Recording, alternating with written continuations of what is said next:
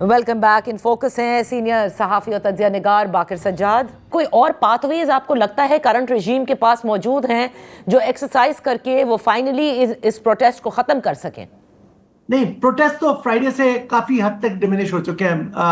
क्योंकि मैं आपको ये बताऊं कि अगर मीडिया का ब्लैकआउट है, सब कुछ है, but I have my direct contacts in Iran. तकरीबन 90% के करीब जो है प्रोटेस्ट डाई डाउन कर चुके हैं। कुछ प्रोटेस्ट इलाम में, तेहरान में और एक आध जगह पे और पे हो रहे हैं, लेकिन डिमिनिश नंबर्स हैं। वो तो उन्होंने कंटेन कर लिया।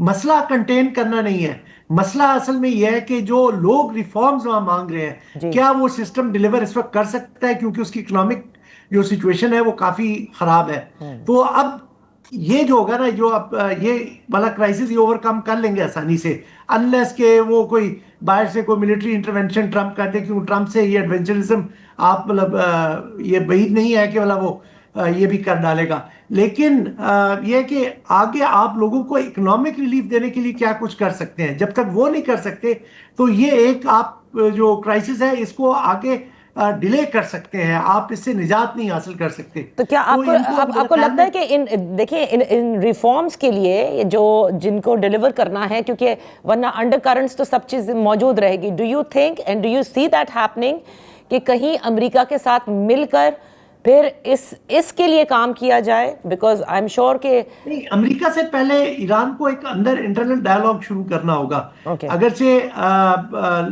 मीडिया में उस तरह से रेबर की स्पीच रिपोर्ट नहीं हुई, मैं उनका देख रहा था इकोनॉमिस्ट का कि उन्होंने मतलब डिसरिगार्ड कर दिया प्रोटेस्ट को। उन्होंने कहा था कि प्रोटेस्टर से बात हो सकती है, सेबोटियर्स से नहीं हो सकती।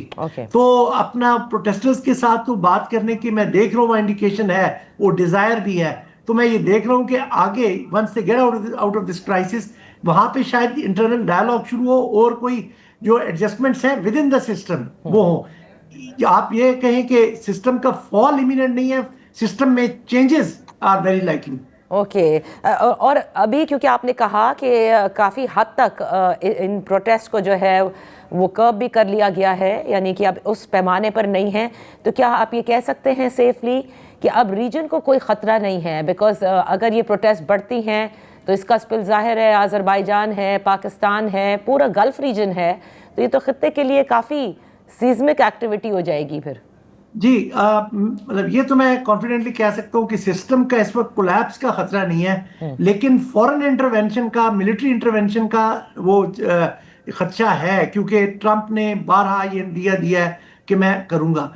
उसको, ट्रंप को ईरान में जो राइट्स सिचुएशन हो, उसको इकोनॉमिक सिचुएशन हो, उसके पर्सनल फ्रीडम्स हो, उससे कोई ताल्लुक नहीं है। उसका मसला है कि किसी तरह से एक तो प्रो इसराइल एक सिस्टम वहां हो, या एटलीस्ट वो फ्रेंडली हो इसराइल के साथ। सेकेंडली, ईरान का न्यूक्लियर प्रोग्राम खत्म हो।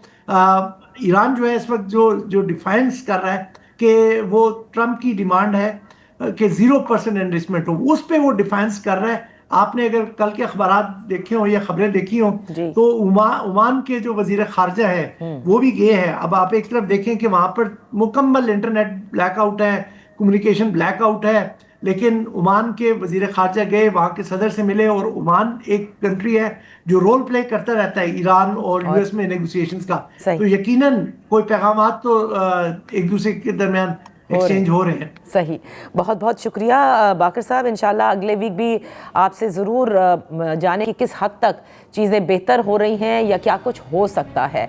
That's all for today. इजाज़त दीजिए, अल्लाह हाफ़िज़।